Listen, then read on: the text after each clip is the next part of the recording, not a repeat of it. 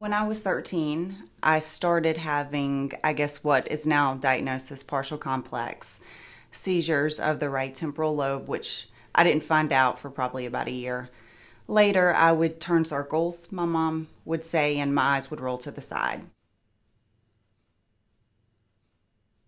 Started seeing an epileptic doctor who diagnosed me with epilepsy, and that's kind of how it started, and that's where it really remained until I got in my 20s. Just different medications, trying to get everything under control, but nothing really ever seemed to work. I stopped playing sports for a while because, my parents were worried about my health, and I was a big soccer and a swimmer, which swimmer and epilepsy don't, really go together. It gradually started getting worse. It's really sad. It's very upsetting to you because, you don't want to go through this, and it's embarrassing if you're somewhere, it's, what's wrong with you. I've been on about every epilepsy medication there probably is at some point, but nothing still could ever really control them.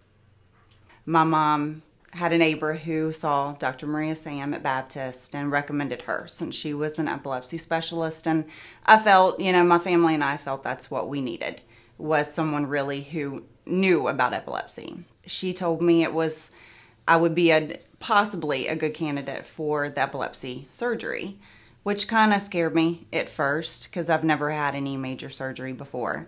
But it was enough for me to, be interested. That summer, I went to the epilepsy monitoring unit and stayed about a week. They looked everything over and that I would be a good candidate. The epilepsy was pinpointed. It could be successfully removed with minimal, complications.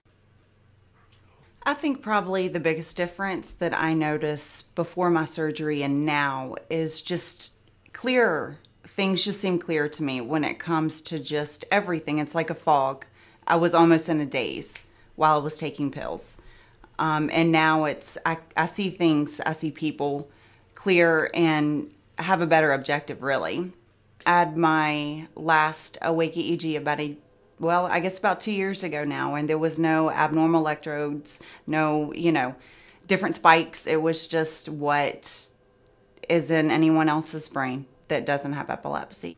My parents have been a great support system for me. I have an older sister, and she's just wonderful.